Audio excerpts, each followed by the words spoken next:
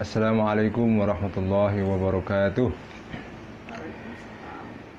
Bismillahirrahmanirrahim. Ila ruhi nabina wa syabina Muhammadin sallallahu alaihi wasallam wa ila arwahil anbiya'i wal mursalin wa ila arwahil awliya'i wa syuhada'i was salihin wa ila arwahi amwatil muallifin wal musannifin, khususan muallifa hadzal kitab al-imam Abi Hamid Al-Ghazali qaddasallahu sirrahu wa nawwara dharihahu wa a'ana barakatihi wa nafa'ana bi'ulumihi wa ila arwahi amwatil muslimin wal muslimat wal mu'minin wal mu'minat syai'ulillahi lahumul fatihah. A'udzu billahi minasyaitonir rajim. Bismillahirrahmanirrahim. Alhamdulillahi rabbil alamin. Ar-Rahmanir Rahim. Maliki yaumiddin. Iyyaka na'budu wa iyyaka nasta'in. Ihdinas siratal mustaqim. صراط الذين أنعمت عليهم غير المغضوب عليهم ولا الضالين آمين.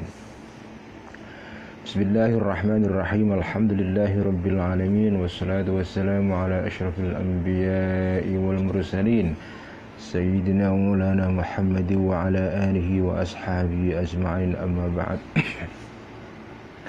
فقال المؤلف رحمه الله تعالى ونفعنا به وبعلومه في الدارين آمين. اللهم yassir wa'in. Kita berada pada halaman 884.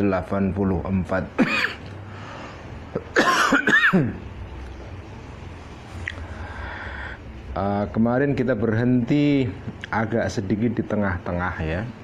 Kita akan teruskan pembahasan kemarin.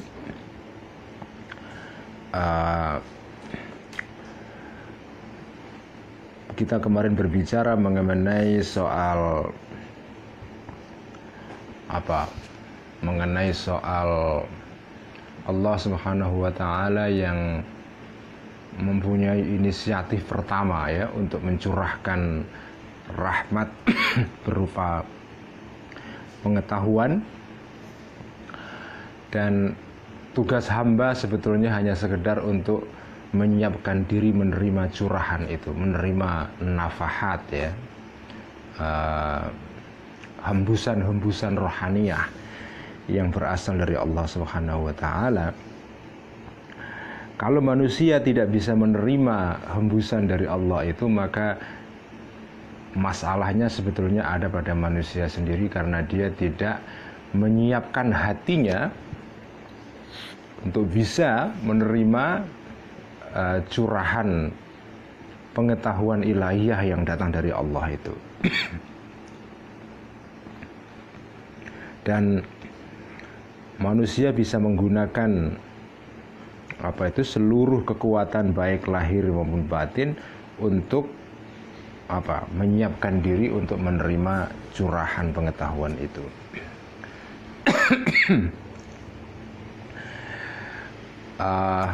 Kemarin kita juga berbicara atau dijelaskan oleh Al-Ghazali tentang manusia yang kedudukannya itu ada di antara kedudukan malaikat dan binatang ya. Oke, sekarang kita akan teruskan pada halaman 884 pada edisi Darul Hazm. Bismillahirrahmanirrahim. Wa ma min 'udwin minal a'dha'i wala hassatin minal hawasi illa wa yumkinul isti'anatu bihi ala tariqil wusuli ila Allah ta'ala.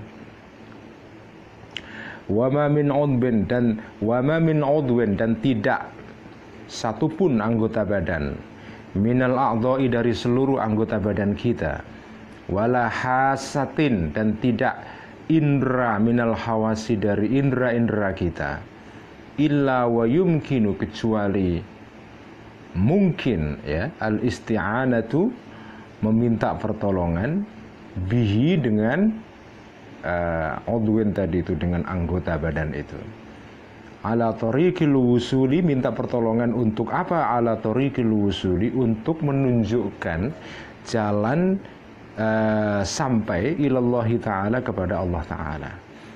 Kama sayati, seperti keterangan yang akan datang, sebagaimana akan datang ya, bayanu tarafin, keterangan mengenai sebagian minhu dari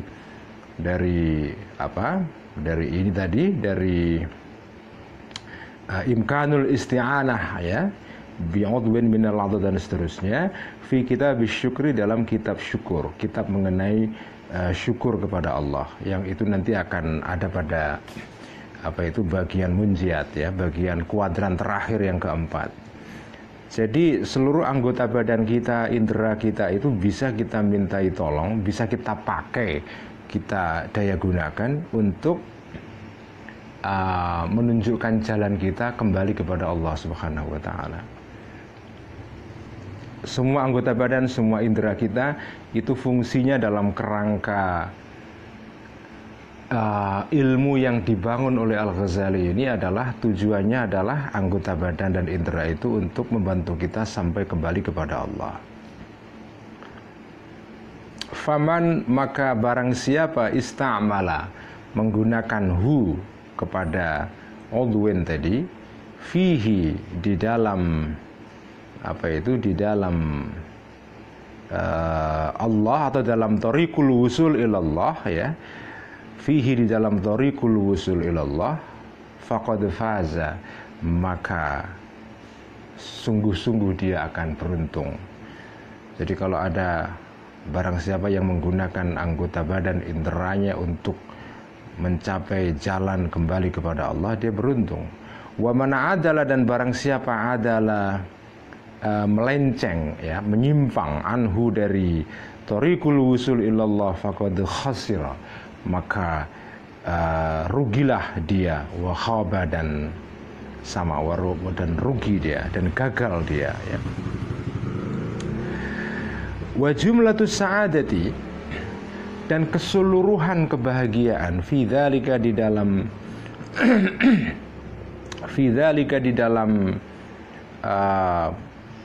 hal tersebut ya, di dalam kembali kepada Allah tadi itu an yaj'ala.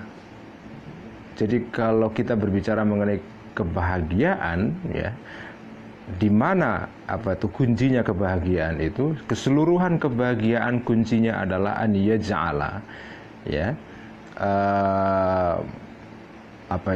ayyaj'ala menjadikan ya seseorang ya, manusia Allah liqa Allahi, menjadikan liqa Allahi terhadap berjumpa atau perjumpaan dengan Allah Ta'ala maqsadahu sebagai tujuannya.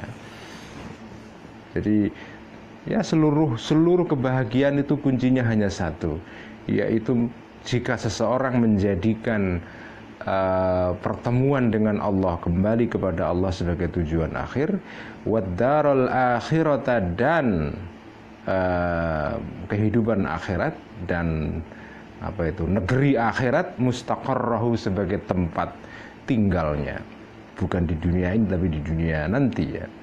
Wad dunya dan menjadikan dunia manzilahu sebagai tempat persinggahannya.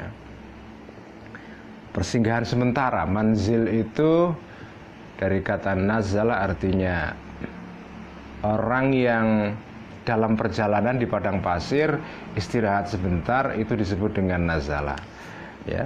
Orang yang turun dari kendaraannya untuk sekedar istirahat di rest area kalau istilah sekarang, itulah manzil. Dunia itu semacam rest area ya, tempat istirahat sementara. Wal badana dan menjadikan badan dia markabahu sebagai kendaraan dia, wal a'dha dan seluruh anggota badan dia khadamahu sebagai pelayan dia. Fayastaqiru maka menjadi tenang ya, huwa menjadi tenang dia, manusia tadi itu, atau dhamirnya kembali kepada a'ni, maksud saya adalah al-mudrika, kekuatan yang bisa mengetahui minal insani dari manusia. Jadi ketika dia menjadikan Allah, pertemuan dengan Allah sebagai tujuan akhirnya dan seterusnya, maka ya kekuatan idraknya berupa hati atau inteleknya itu menjadi tenang ya.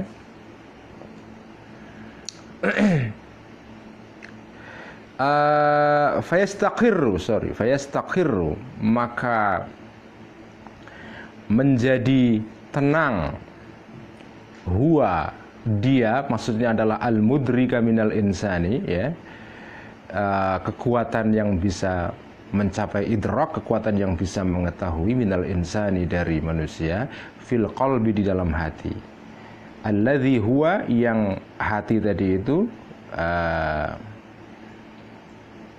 alladzi huwa, yang apa, hati tadi itu, wasata mamlakatihi, di tengah-tengah kerajaan dia, kal maliki, kedudukannya seperti seorang raja, ya.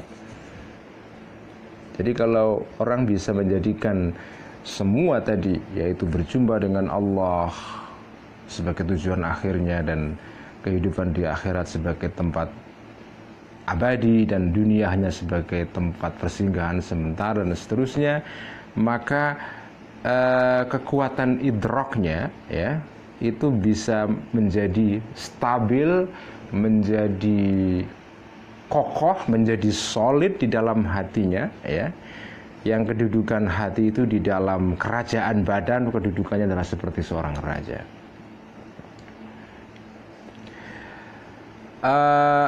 Wa yujri, dan memperlakukan orang tadi atau manusia, al-quwata, kekuatan, al-khayaliyata, yang terkait dengan apa itu, khayal atau fantasia, ya. Ingat teori Al-Ghazali tentang pengetahuan yang kita baca sebelumnya, ya. Ada satu faset di dalam proses manusia mengetahui sesuatu, itu disebut dengan khayal, ya. Dan wayujri, dan memperlakukan, dan ya, memperlakukan manusia al-quwat al-khayaliyata, terhadap kekuatan khayal, kekuatan fantasia, al-muda'ata, yang tersimpan, yang disimpan, fi muqaddamid dimaghi, di bagian otak yang depan, ya, mujra sahibi baridihi, sebagai, ya, mujra, sebagai, sahibi baridihi, ketua posnya, ketua pos manusia itu. Jadi dia memperlakukan kekuatan khayal atau kekuatan apa? Kekuatan khayal itu adalah seperti digambarkan oleh Imam Ghazali dalam keterangan sebelumnya. Kalau kita melihat sesuatu, kemudian kita pejamkan mata kita, maka sesuatu itu yang kita lihat, walaupun kita sudah memejamkan mata, itu masih tercetak dalam pikiran kita. Nah, gambar sesuatu yang semula kita lihat kemudian tercetak di dalam pikiran kita. Nah, kekuatan untuk mencetak gambar yang semula kita lihat itu, ya, sebagaimana kamera mencetak gambar yang dia potret, itu disebut dengan kekuatan khayal, kekuatan fantasia. Dalam diri manusia itu ada kekuatan khayal itu. Nah, manusia yang bahagia, ya, adalah orang yang bisa menjadikan kekuatan fantasianya ini sebagai semacam tukang pos yang tugasnya adalah mengumpulkan kabar-kabar, ya, yang datang dari luar untuk disimpan di dalam memori dia. Ya, sebagaimana tukang pos itu mengumpulkan surat-surat dari orang-orang yang mengirim surat, ya, maka begitulah tugas kekuatan fantasia dalam diri manusia. Dia mengumpulkan informasi kemudian disimpan.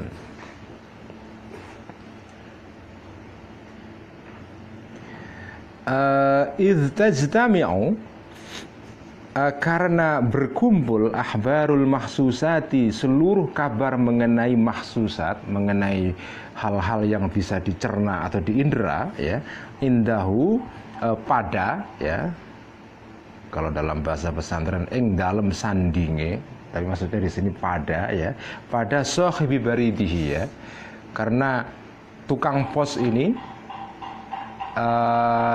itu tugasnya adalah apa? Dia tukang pos dalam pengertian kekuatan khayal dalam diri manusia itu, dia mengumpulkan, ya, berkumpul seluruh kabar-kabar yang berasal dari apa, dari sesuatu yang bisa diindra, yang bisa kita dengar, bisa kita lihat, kita raba, kita cium, kita cecap, ya. Itu semua kan indera-indera lima yang kita punyai itu seperti tukang pos, ya. Atau sahibu baridi di sini bisa juga kita maknai bukan tukang pos dalam pengertian pengirim surat, tetapi tukang pengintai, ya, yang membawa kabar dari perbatasan apa itu negara untuk dilaporkan ke seorang raja misalnya, ya. Jadi itulah tugas khayal kita, seperti tukang apa itu, pengumpul berita, ya, pengumpul berita. Wa yujri, dan memperlakukan orang tadi itu al-quwata, kekuatan, al-hafizata, yang bisa menghafal, kekuatan yang bisa menyimpan memori, ya. Setelah, ingat teorinya Al-Ghazali kemarin, proses mengetahui itu kan kita melihat sesuatu, kita mencium sesuatu, kita meraba sesuatu, kita mencecap sesuatu, itu semua kemudian menciptakan informasi yang tercetak dalam pikiran kita.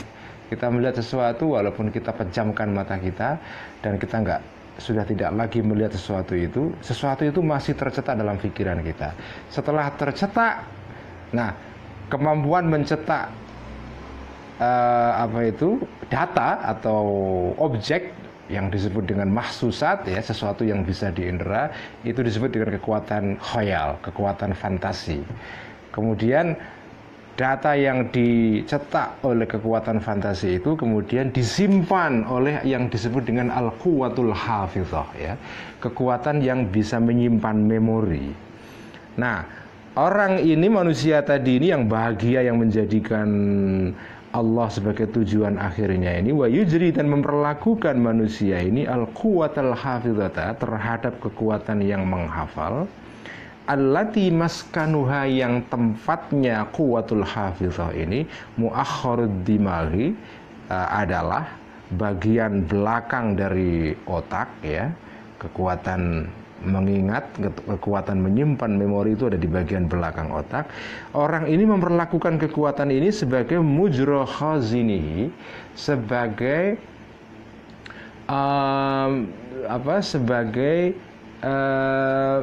pegawai apa, khazin itu penyimpan sesuatu, semacam treasurer atau apa itu, pegawai keuangan, pegawai yang menyimpan barang-barang, menyimpan apa itu, sesuatu, ya.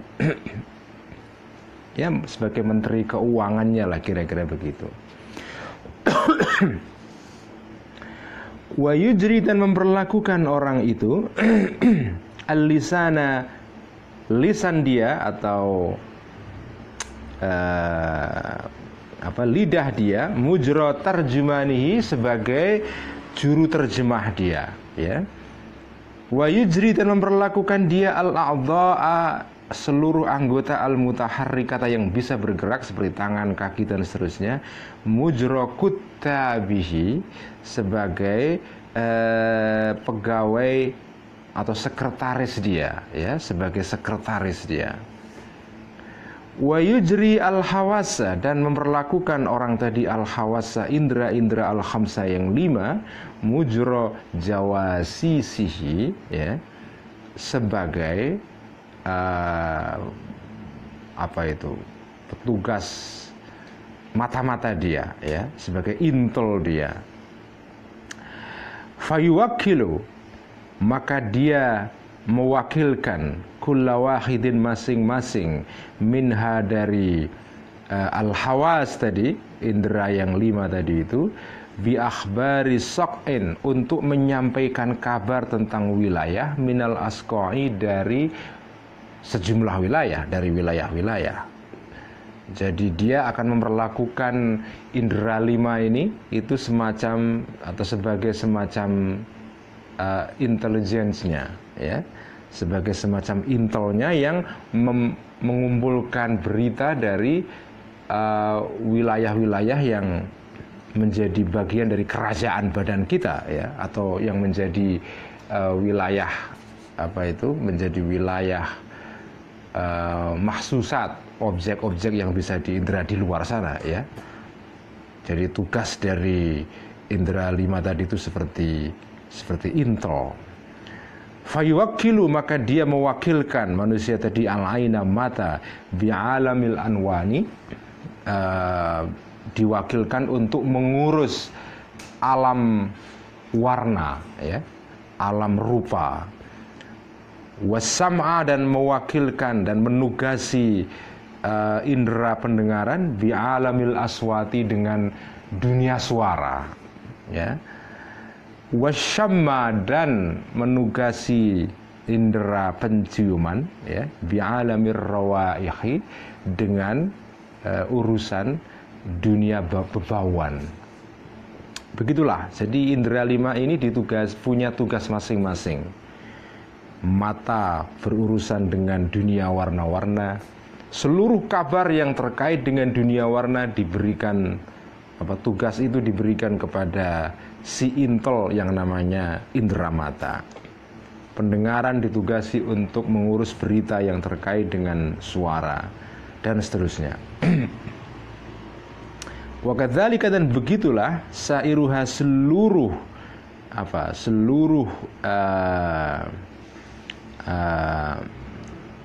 hawas ya, seluruh indera yang 5 tadi itu, fa innaha, karena sesungguhnya al hawas al khamsu tadi itu ashabu akhbarin, adalah orang-orang yang menjadi petugas berita-berita, yaltaqitunaha, yang mengumpulkan mereka semua itu terhadap akhbar, min hadhil awalimi, dari seluruh alam-alam ini. Wa yu'addunaha, dan mereka menyampaikan terhadap akhbar tadi itu, ilal quwwati al khayaliyati, terhadap kekuatan khayal atau fantasia, allati hiya, yang kekuatan khayal tadi itu, kasahibil baridi, seperti petugas pos ya.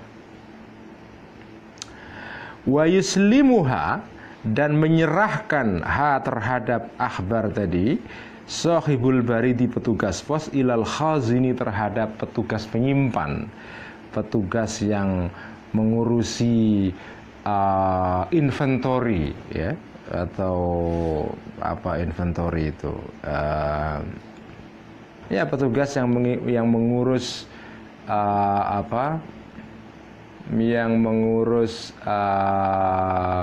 inventory, saya nggak tahu inventaris ya, daftar barang-barang ya. Wahiyal hafizatu, dan kekuatan yang bertugas untuk menyimpan barang-barang tadi itu, al hafizatu, disebut sebagai kekuatan hafizah yang menyimpan. Wa ya'ridu, dan mempersembahkan atau mempresentasikan ya, terhadap akhbar tadi, terhadap akhbar, al khazinu, petugas penyimpan tadi itu, alal maliki, terhadap raja, fayaqtabisu, maka memilih atau memetik atau mengambil al-maliku, si raja, minha, dari akhbar yang dipresentasikan oleh kekuatan hafizah atau penyimpan memori tadi itu.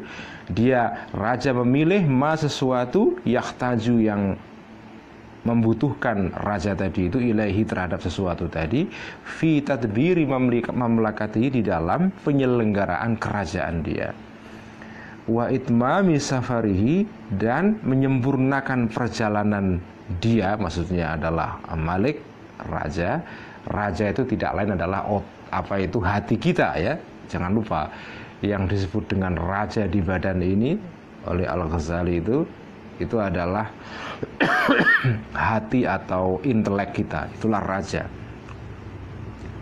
Jadi raja dalam pengertian hati itu mengambil informasi-informasi yang distorkan oleh indera-indera kita itu, ya, mengambil informasi-informasi yang dia butuhkan untuk penyelenggaraan kerajaan dia, maksudnya badan ini, ya, dan dalam kerangka untuk menyempurnakan perjalanan si raja ini untuk kembali kepada Allah, ya. Alladzi huwa, yang raja tadi bisadatihi adalah dia di dalam kerangka menghadapi safar tadi itu. Wa qam'i aduwi, dan di dalam mengalahkan atau menundukkan musuhnya raja tadi itu. Alladzi huwa, yang raja tadi mubtalan, itu dicoba atau dites atau diuji bihi, dengan aduwi, dengan musuh tadi itu. Wa daf'i qawati'it tariqi, dan melawan para perampok-perampok, ya. Qawati'it tariq itu maksudnya adalah perampok-perampok, ya, alaihi, terhadap raja tadi itu. Jadi intinya, ini keterangan panjang ini sebetulnya intinya adalah kembali kepada perlambang atau analogi yang dipakai oleh Al-Ghazali. Badan kita itu diserupakan dengan kerajaan, ya, seperti sebuah kingdom. Lalu hati kita yang merupakan pusat dari kemanusiaan kita, ya, hati dalam pengertian intelek di sini, itu adalah raja dalam tubuh kita. Nah, kemudian anggota-anggota badan yang lain itu diserupakan oleh Imam Ghazali seperti para pasukan-pasukan dan para pembantu, para khodam, ya. Dan kemudian indera-indera ini bertugas seperti semacam petugas intelligence, ya, yang mengumpulkan berita-berita dari alam fisik di sekitar kita. Mata kita mengumpulkan, ya, informasi mengenai hal-hal yang bisa dilihat. Hidung kita mengumpulkan informasi seperti seorang intelijen yang mengumpulkan informasi yang terkait dengan hal-hal yang bisa dibaui, ya. Mata terkait dengan rupa dan seterusnya, ya. Jadi semua ini pembicaraan semua penuh dengan metafor-metafor. Nah, kalau manusia itu bisa berbuat seperti itu, bisa mengendalikan seluruh anggota badan, indera dia, dan seterusnya, dalam rangka mencapai tujuan akhir yang adalah kembali kepada Allah, maka disitulah terletak apa yang oleh Al-Ghazali tadi disebut dengan jumlatus sa'adah, ya. Keseluruhan kunci kebahagiaan itu di situ itu. Artinya kalau kita bisa mengontrol diri, raja kita bisa berkuasa dalam diri kita, yaitu hati kita itu.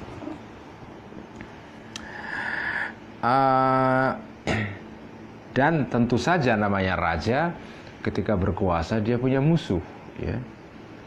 Nah, dia kalau bisa menggunakan seluruh pasukan-pasukan dia berupa organ-organ baik yang nampak maupun yang tidak nampak dalam tubuhnya untuk menundukkan musuh-musuh dari raja dalam badan kita, maka kita bisa mencapai kebahagiaan yang sesungguhnya. Faidha fa'ala, ya, faidha fa'ala. Dan ketika melakukan manusia tadi itu dalika keseluruhan tadi ini, ya, domirnya panjang sekali ini, dalika keseluruhan tadi itu, al-madhkur, semua tadi itu, ya, karena maka adalah dia orang tadi itu muwaffaqon, dia adalah orang yang mendapatkan pertolongan dari Allah, sa'idan, orang yang bahagia, syakiran, yang mensyukuri nikmat Allah, terhadap nikmat Allah. Kalau dia bisa mengendalikan seluruh tadi itu, maka dia orang yang beruntung, orang yang bahagia, yang mensyukuri nikmat Allah. Sebaliknya, wa idza attala, ya, dan ketika dia mengabaikan, ya, menelantarkan hadhil jumlata, keseluruhan tadi ini, au istamala atau dia memakai ha terhadap hadil jumlah itu, lakin ya dia memakai seluruh kekuatan-kekuatan dalam badan dia, tetapi bukan dipakai untuk mencapai tujuan yang sesungguhnya, yaitu kembali kepada Allah. Sebaliknya, lakin tetapi fi mura'ati a'daihi, di dalam merawat musuh-musuh manusia tadi, ya. Dia memakai seluruh organ-organnya bukan untuk mengalahkan musuhnya, malah justru merawat musuhnya. Musuhnya itu adalah wahia, dan a'da tadi itu adalah asyahwatu, syahwat, ya. Ingat, syahwat, keinginan-keinginan yang sifatnya primitif dalam diri manusia, wal ghadabu, dan rasa marah, wasairul khuduthi, dan seluruh bagian-bagian al-ajilati yang segera bisa diperoleh. Maksudnya apa itu? Kesenangan-kesenangan duniawi, bagian-bagian yang atau kepuasan-kepuasan yang bisa diperoleh dengan seketika di dunia ini. Itulah musuh manusia. Kalau dia memakai kekuatan inderanya untuk memelihara musuh ini, ya, au fi imarati tariqi, atau dia memakai semua tadi itu fi imarati tariqi untuk membangun jalan dia, duna manzilihi, bukan untuk membangun tempat persinggahan dia, ya.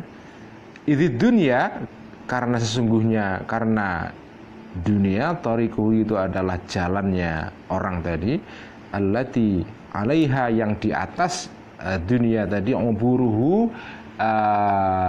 lewatnya dia, ya. Wawatanuhu, dan tanah air dia, wawatanuhu, sementara, ya. Ini bisa juga dalam status sebagai hal, sementara, wawatanuhu, sementara tanah air dia, wa mustaqarruhu, dan tempat tinggal dia yang sesungguhnya itu al-akhiratu, adalah akhirat, ya.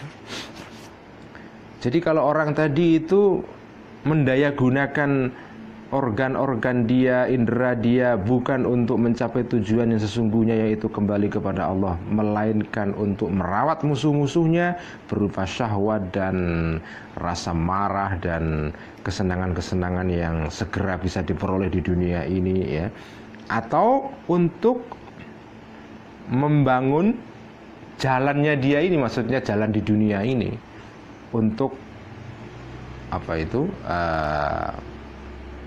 ya, untuk mengurus keduniaan ini, kehidupan di dunia ini, ya.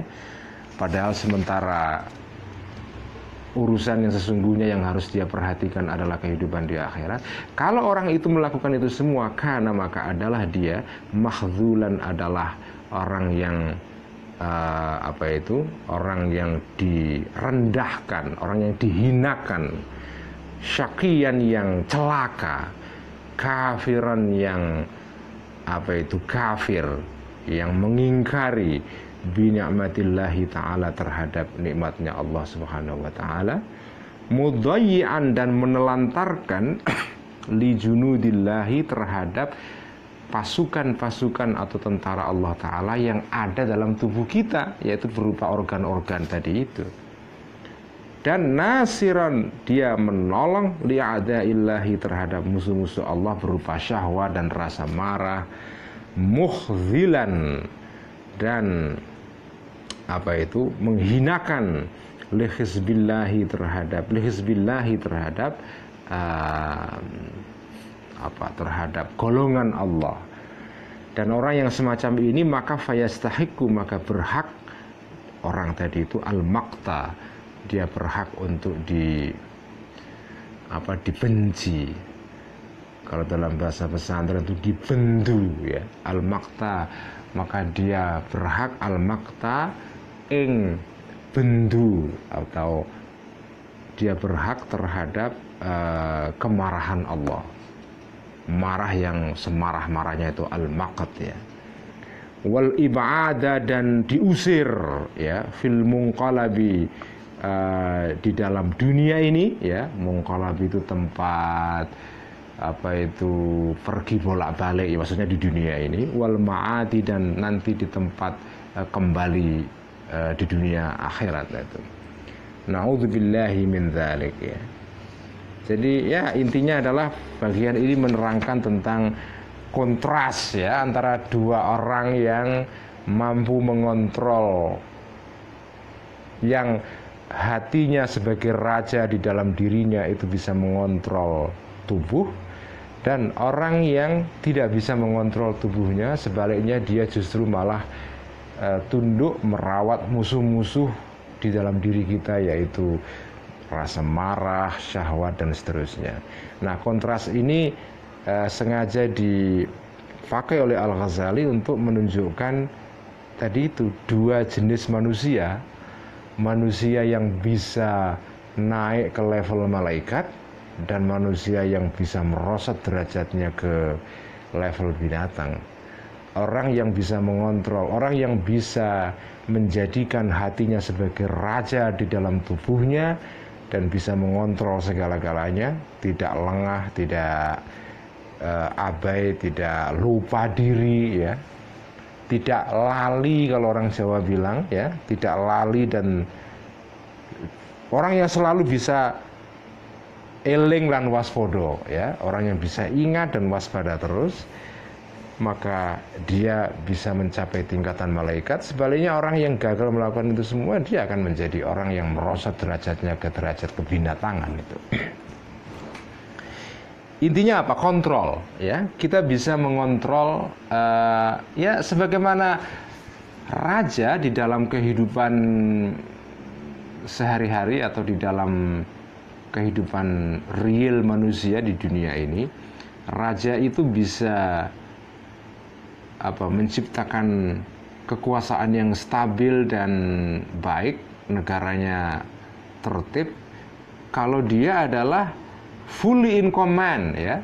Dia seluruhnya bisa memegang komando. Dia tidak didikte orang lain, tapi dia justru bisa mengontrol keadaan. Itulah nanti sebuah negeri, sebuah kerajaan itu bisa menjadi tertib. Sebaliknya kalau seorang raja dikontrol oleh kekuatan-kekuatan lain yang ada di luar dirinya dan disetir oleh kekuatan-kekuatan lain, dalam hal ini adalah kekuatan marah dan syahwat itu, maka kacaulah negara itu, kerajaan itu, ya. Kira-kira begitu.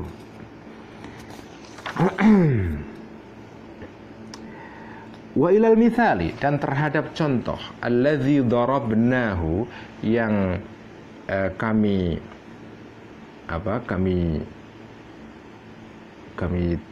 jadikan tadi itu, ya, contoh yang kami ambil tadi itu, asyara, terhadap contoh yang sudah kami terangkan tadi itu, ya. Asyara, memberikan isyarat, Ka'bul Ahbari, ya, sahabat Ka'ab al-Ahbar, Ka'ab al-Ahbari, ya, sahabat Ka'ab yang dia ini adalah sebelumnya adalah seorang rabai Yahudi, ya, karena itu disebut dengan al-Ahbar. Kata khibrun dalam bahasa Arab itu secara harafiah, khibrun sebetulnya artinya adalah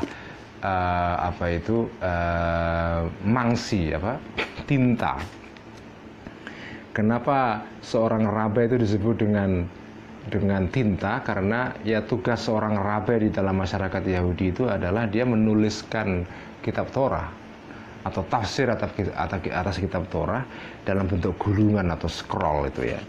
Karena itu Ka'bul Ahbar ini disebut dengan Ka'ab al-Ahbar karena sebelum dia masuk Islam, dia ini dulu adalah orang Yahudi yang masuk Islam, dan dia punya pengetahuan banyak mengenai perjanjian lama, mengenai kitab Torah, mengenai tradisi rabai atau rabbinik dalam Yahudi.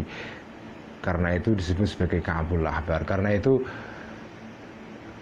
sahabat Ka'bul Ahbar ini termasuk sahabat yang konon menjadi sumber dari kisah-kisah yang terkait dengan Israiliyat, kisah-kisah yang terkait dengan orang Yahudi. Karena banyak sekali Kalau Anda baca tafsir Al-Quran, itu banyak sekali kutipan-kutipan atau rujukan terhadap kisah-kisah mengenai bangsa Yahudi sebelum Islam. Nah, salah satu sumbernya adalah ya orang-orang Yahudi yang masuk Islam seperti Ka'bul Ahbar ya. Haitsu qala di mana dia berkata ya. Dahaltu, sahabat Ka'bul Ahbar mengatakan dahaltu ya, berkunjung aku ala Aisyah terhadap Siti Aisyah istri Nabi radhiyallahu anha.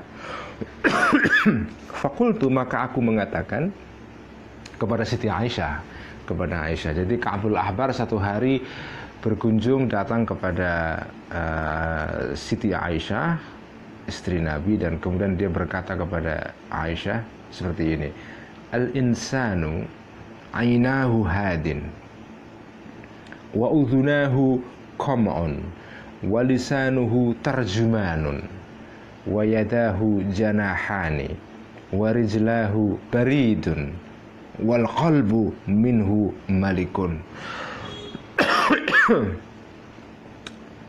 Al-insanu manusia ya, mubtada, al-insanu utawi manusia ya. Manusia utawi itu adalah makna yang sering dipakai di pesantren untuk menunjukkan status kata sebagai mubtada ya. Utawi. Jadi begitu kiai mengatakan utawi, maka dengan sendirinya status gramatik dari sebuah kata dalam kalimat itu adalah sebagai mubtada. Mubtada itu maksudnya adalah permulaan kata ya. Permulaan kata, permulaan kalimat di dalam kalimat nomina, kalimat yang terdiri dari dua kata benda.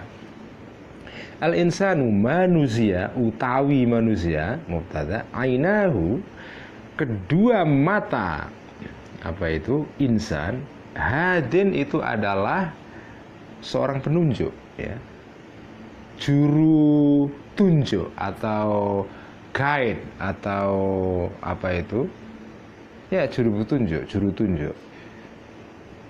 Manusia itu kedua matanya itu bertindak, ini kata sahabat Ka'bul Ahbar loh ya. Jadi metafor tentang anggota tubuh yang punya fungsi-fungsi spesifik itu ternyata sudah dipakai oleh sahabat jauh sebelum Al-Ghazali ternyata.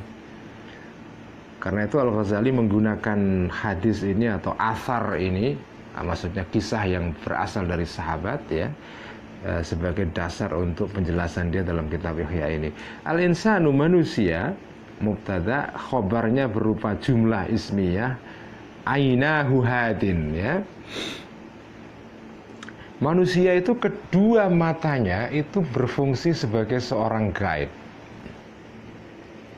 Wa udhunahu, dan kedua telinga manusia, qam'un, itu seperti, kalau bahasa Jawanya itu contong. Apa itu contong itu ya Mbak Ines ya? Apa yang kalau kita ingin memasukkan cairan ke dalam botol itu ada alat yang seperti trapesium itu, kemudian ada, kalau orang Jawa bilang contong. Dulu kalau ibu-ibu kita itu beli apa minyak tanah atau minyak goreng ke warung, maka tukang warungnya memasukkan minyak itu ke corong ya. Corong, ya Allah, bisa lupa itu. Saya lebih ingat bahasa Jawanya daripada bahasa Indonesianya. Kalau di Jawa dulu namanya contong, corong ya. Wa udhunahu, dan kedua telinganya manusia itu qam'un, seperti corong. Corong yang menjadi tempat dilaluinya informasi dari luar menuju kepada hati kita. Dan memang bentuk telinga kita ini kan kayak corong juga memang kan. Maka disebut dengan qam'un. Walisanuhu, dan lidah manusia itu tarjumanun, adalah seperti juru terjemah. seperti interpreter ya. Wa yadahu, dan kedua tangan manusia ikut janahani adalah seperti dua sayap. Wa rijlahu, dan kedua kaki manusia baridun, itu seperti tukang pos.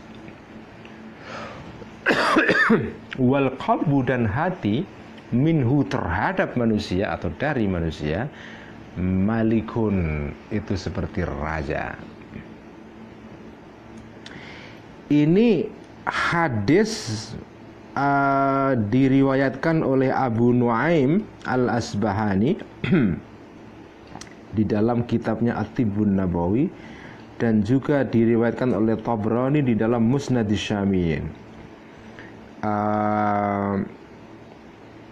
Artinya hadis ini hadis yang dimuat di dalam beberapa kumpulan hadis yang cukup terkenal ya. Kemudian juga diriwayatkan oleh Imam Baihaqi di dalam kitab Asy-Syu'ab dan seterusnya. Artinya ini hadis, ini bukan ini adalah kata-kata sahabat Ka'bul Ahbar yang dikatakan oleh beliau kepada Siti Aisyah. Jadi ini kata-kata sahabat sebetulnya. Tetapi nanti akan dikonfirmasi oleh Aisyah bahwa apa yang dikatakan oleh Ka'bul Ahbar tadi itu ternyata pernah dikatakan oleh Nabi. Faqalat, maka berkata Aisyah, hakadha, seperti inilah, ya, seperti ini. Sami'tu, pernah mendengar aku Aisyah Rasulullah sallallahu alaihi wasallam yaqulu, mengatakan. Artinya yang dikatakan oleh Ka'bul Ahbar tadi itu pernah dikatakan oleh Nabi.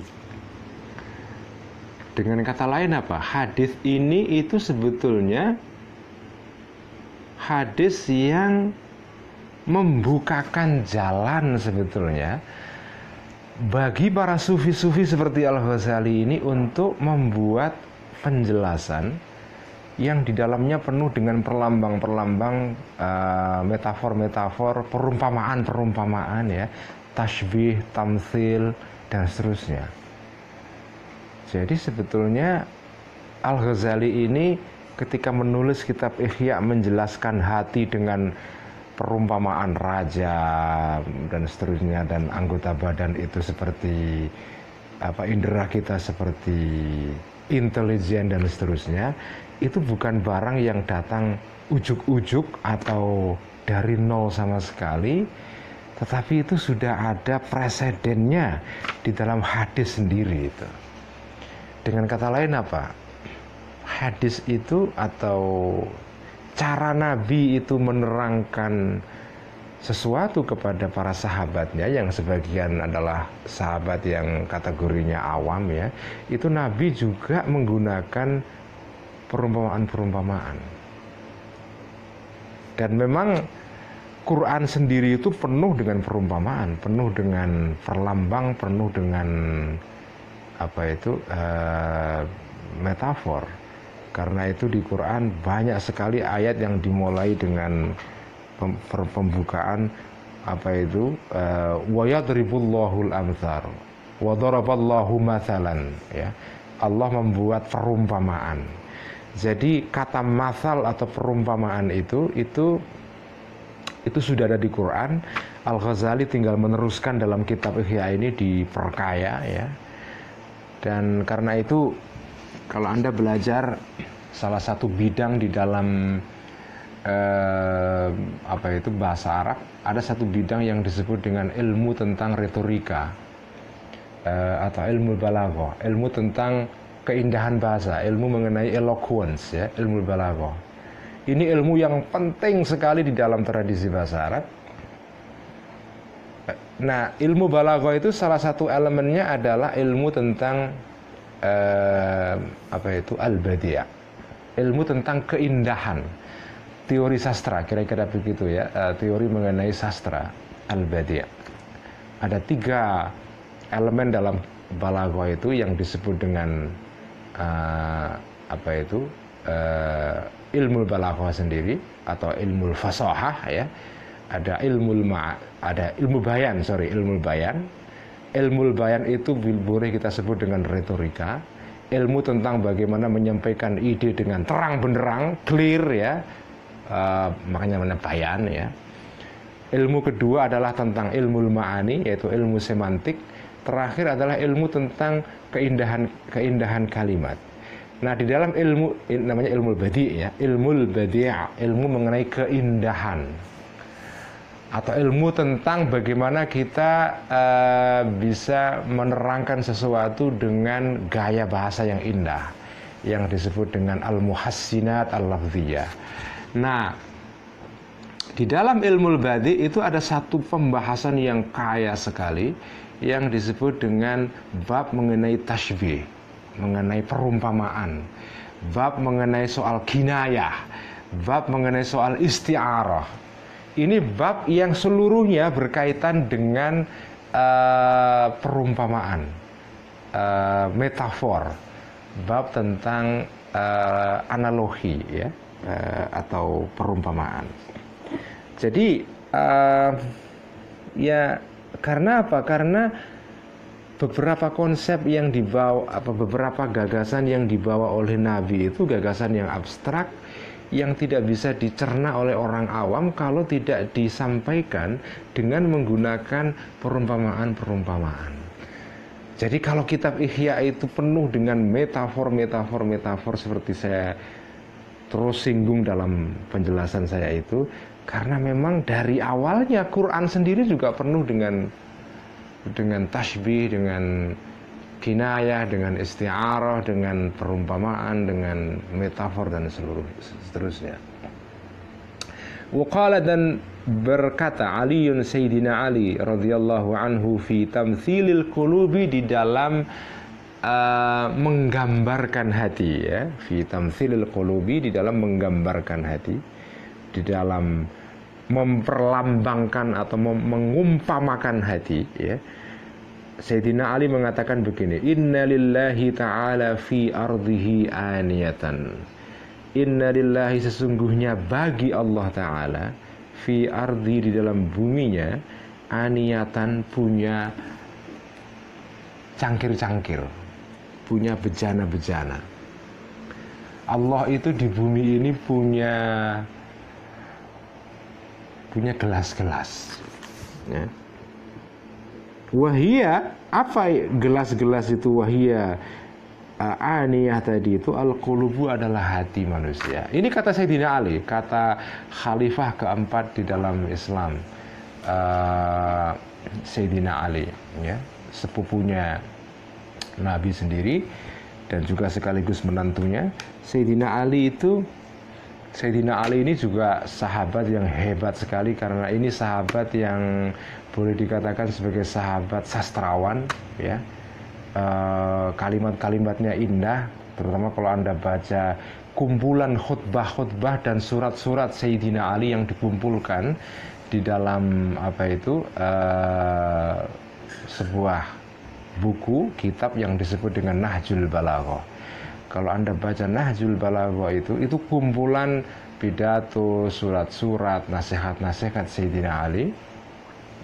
Luar biasa. Sayyidina Ali itu ya patut kalau disebut oleh Nabi sebagai Madinatul Ilm. Sayyidina Ali disebut sebagai pintunya kota ilmu ya. Ana Madinatul Ilmi wa Aliyun babuha. Aku Nabi adalah kota pengetahuan dan Ali itu adalah gerbangnya. Nah, di sini Sayyidina Ali punya kata-kata yang indah sekali. Inna lillahi ta'ala fi ardihi aniyatan wa hiyal qulub. Allah itu di bumi ini, dalam kehidupan di dunia ini, punya gelas-gelas. Gelas-gelas itu tiada lain adalah hati manusia. Ingat kemarin Imam Ghazali juga menggunakan metafor atau perumpamaan gelas untuk menggambarkan hati. Ini dipinjam dari Sayyidina Ali. Fa'ahabbuha, maka yang paling disukai dari aniyah, dari gelas-gelas tadi itu, ilaihi, kepada Allah Ta'ala, araqquha. Alhamdulillah, habis batuk. wahing-wahing. Alhamdulillah, semoga pertanda sembuh. Fahabbuha, maka paling dicintai dari aniyah tadi itu ilaihi kepada Allah Ta'ala, arakkuha adalah gelas yang paling tipis, ya, paling tipis dari gelas tadi itu, wa asfaha dan paling transparan dari gelas tadi itu, wa aslabuha dan paling kuat, paling kokoh dari gelas tadi itu. Jadi Allah itu punya gelas di bumi ini berupa hati manusia. Gelas yang paling disukai Allah adalah gelas yang paling tipis, sekaligus transparan dan kuat, nggak mudah pecah, nggak fragile, ya, nggak mudah retak. Jadi kenapa yang paling tipis yang disukai Allah, ya? Ya ini kan hanya penggambaran saja untuk menggambarkan, memudahkan pemahaman kita. Kenapa gelas yang disukai Allah adalah yang paling tipis? Karena enteng. Kalau gelas itu tebal sekali, pertama kalau gelas itu tebal biasanya pasti tidak transparan atau transparansinya lebih sedikit berkurang. Tapi kalau gelas itu tipis, transparan dan kokoh, tidak mudah retak, itu pasti enteng. Dan kalau gelas itu transparan, itu gelas yang indah, karena kalau gelas itu transparan maka dia bisa menunjukkan isinya, ya. Tapi kalau gelas itu tidak tembus pandang, ya, opaque, bahasa Inggrisnya, ya, opaque, tidak tembus pandang, tidak transparan, kita nggak tahu isinya apa. Dia bisa menyembunyikan sesuatu yang kita nggak tahu, dia bisa munafik, ya. Gelas yang tidak transparan itu dia bisa munafik. Kita mengira isinya kopi, ternyata isinya teh, atau kita kira isinya teh, ternyata isinya air putih misalnya, kan. Jadi gelas yang transparanlah yang bisa bercerita kepada kita tentang apa isinya. Jadi itulah gelas yang paling disukai oleh Allah, gelas yang paling ringan, paling transparan, dan paling kuat, tidak mudah retak.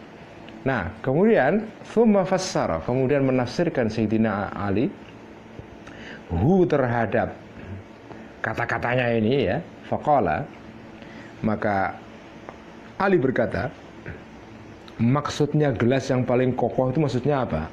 Paling solid, paling kuat. Aslabuha, maksudnya gelas yang kokoh adalah aslabuha, gelas yang paling kuat, atau aslabuha, hati yang paling kuat. Ha di sini kembali kepada hati, ya.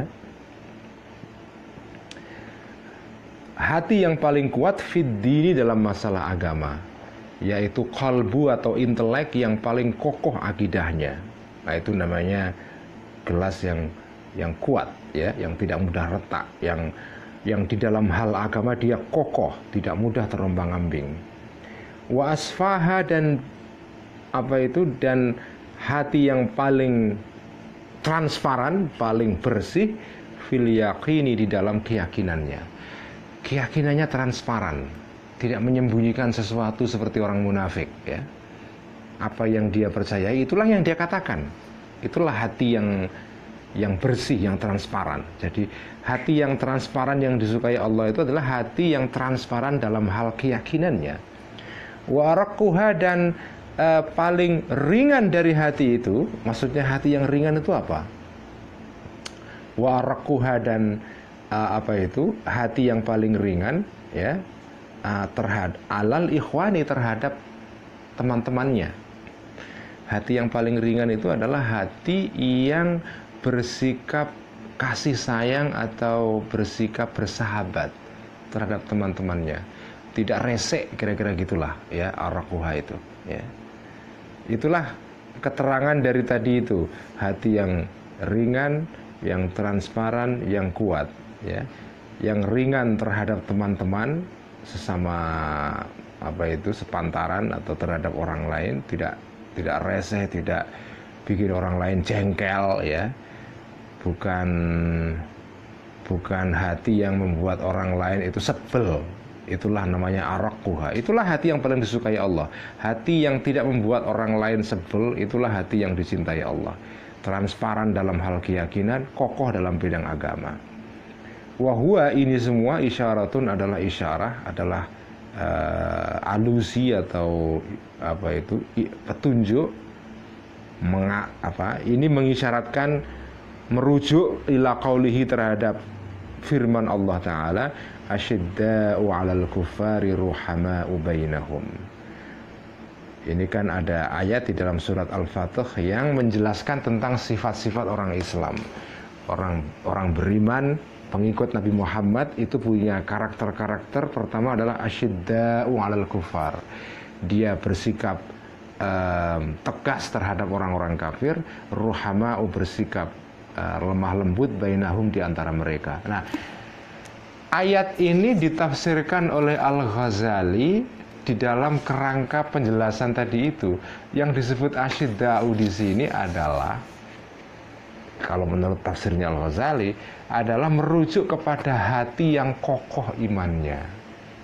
Ruhama'u bainahum merujuk kepada hati yang ringan terhadap sesama teman, tidak menimbulkan kejengkelan. Ini juga contoh dari tafsir Al-Ghazali, ya, atau takwil Al-Ghazali, ya. Jadi ayat yang seringkali dikutip ini kan ayat yang seringkali dikutip untuk seringkali dipakai untuk dalil untuk tidak boleh bersahabat dengan orang-orang non-muslim dan seterusnya. Oleh Al-Ghazali ayat ini justru ditafsirkan dengan cara kreatif sekali. Tafsir asyidda wal kufar artinya adalah hati-hati manusia yang kokoh di dalam bidang akidah, ya, tidak mudah terombang-ambing terhadap godaan-godaan lain.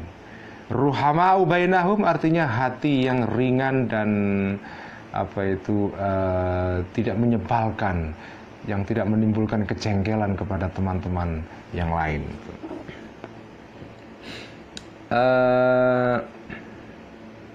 Qala Ubay bin Ka'ab, berkata Ubay bin Ka'ab, ya, sahabat Ubay bin Ka'ab radhiyallahu anhu, maknahu, ya, makna dari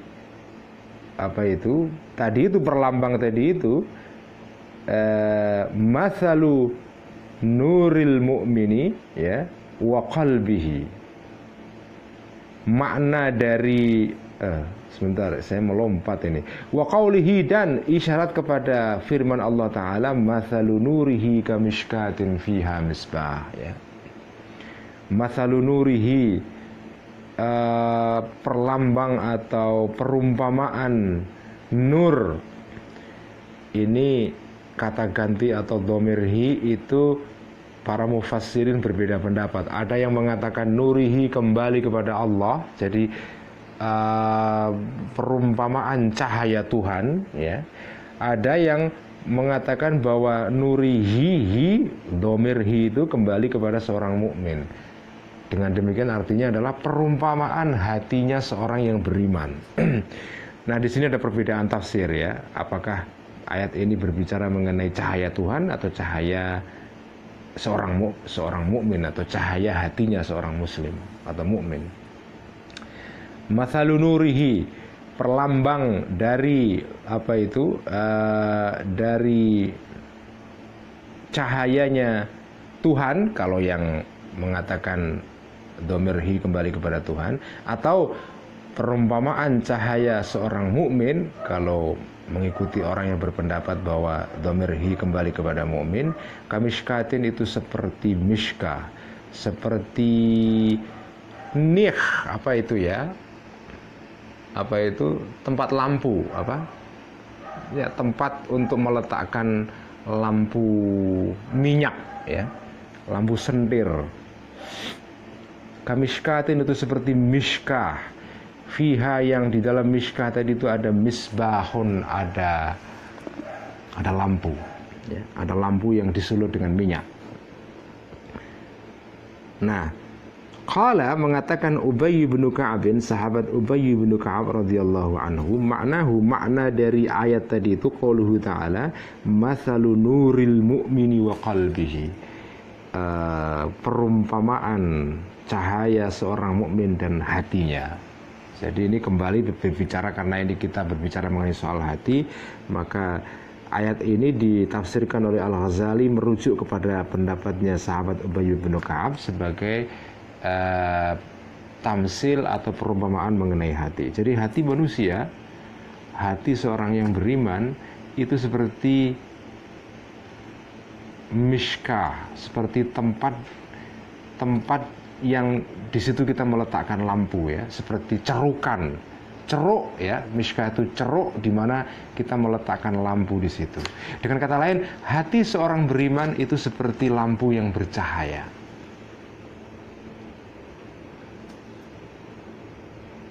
Jadi di satu segi hati manusia tadi itu dianalogikan atau disamakan dengan gelas-gelas. Nah, sekarang kita melihat metafor yang lain, hati manusia diserupakan dengan ceruk lampu. Ceruk yang di situ ada lampu yang bercahaya. Hati manusia itu seperti itu. Wa qaulihi ta'ala, dan seperti dan isyarat ya, dan ini semua isyarat kepada firman Allah pertama asyidda 'alal kufari ruhamau bainahum, yang kedua mathalu nurihi kamishkatin, yang ketiga au kadzulumatin fi bahrin lujiyyin ya, au kadzulumatin fi bahrin lujiyyin, atau seperti seperti gelap yang berlipat-lipat, kadzulumatin seperti gelap-gelap ya, fi bahrin di dalam lautan ya, lujiyyin yang yang bergelombang ya. Nah, kalau hati yang dirujuk oleh ayat ini, kadzulumatin fi bahrin lujiyyin, itu adalah hatinya orang munafik. Hatinya orang munafik itu hati yang gelap, hati yang seperti laut yang bergelombang, yang seperti kegelapan pada saat di tengah lautan yang bergelombang ya. Lah itu masalu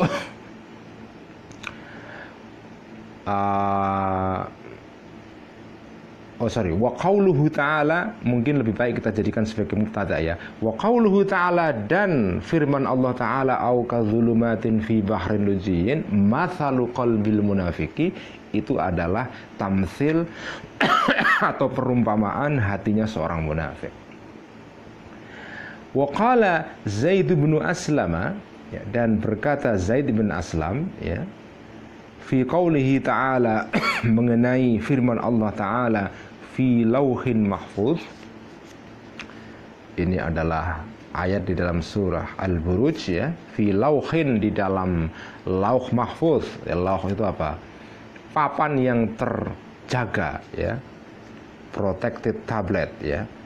Wa huwa, ayat fi lauhin mahfuz itu dalam Quran ada ayat yang bunyinya fi lauhin mahfuz ya. Allah berbicara mengenai tablet atau papan yang terpelihara ya. Maksudnya apa? Wahua, yang disebut dengan lauhin mahfuz itu adalah qalbul mu'mini, hatinya seorang mukmin. Jadi hatinya seorang mukmin ini kalau menurut Zaid bin Aslam itu adalah lauh mahfuz. Kan biasanya kalau selama ini kita diberi penjelasan atau kita mendengarkan atau mendengar keterangan dari guru-guru kita, kebanyakan mereka menafsirkan lauh mahfuz itu semacam ya semacam tablet atau papan atau tempat di mana Allah menuliskan seluruh pengetahuan Allah di situ. Tentu tempatnya ada di langit ya. Lauh mahfuz itu ya semacam ya tempat di mana seluruh pengetahuan Allah ditulis di situ. Nah, kalau menurut Zaid bin Aslam ya, lauh mahfuz itu adalah qalbul mu'min, hatinya seorang mukmin. Hatinya seorang mukmin itu adalah lauh mahfuz itu. Ini kata Zaid bin Aslam, salah satu tokoh sufi ya. Wa qala Sahlun, dan berkata Sahlun, Sahal At-Tustari, ini juga tokoh sufi juga.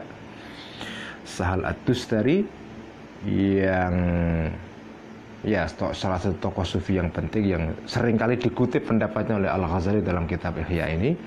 Mathalul qalbi, perumpamaan hati manusia, wasadri, dan dada manusia, itu mithlul arsy, itu seperti arasnya Tuhan, wal kursi, dan singgah, dan kursinya Tuhan. Aras itu singgasana Tuhan, wal kursi, dan kursi Tuhan. Fahadi, maka ini semua adalah amthilatul qalbi, adalah perumpamaan-perumpamaan tentang hati. Jadi seluruh yang ditulis oleh Al-Ghazali ini semua ya, itu adalah tamthil, adalah metafor tentang hati. Semua ditulis oleh Al-Ghazali semata-mata untuk mencapai tujuan yang sederhana, supaya kita orang awam ini paham. Karena kalau Al-Ghazali menggunakan bahasa filsafat murni seperti bahasanya Ibnu Sina dan Al-Farabi, bahasanya Aristoteles dan seterusnya, orang nggak paham. Untuk memahami konsep yang abstrak dibutuhkan contoh ya. Jadi Al-Ghazali ini dalam hal menggunakan contoh-contoh tamthil, tashbih, isti'arah, kinayah, perumpamaan, metafor, dan seterusnya, itu luar biasa. Dan saya kira Al-Ghazali dalam hal itu bisa kita sebut sebagai seorang master, seorang yang jagoan ya. Baik, malam ini saya kira kita cukupkan di sini saja. Kita menginjak besok malam ke subbab yang baru, bayanu majami'i awsafil qalbi wa amthilatihi. Mari kita tutup dengan bacaan hamdalah, alhamdulillahi rabbil alamin.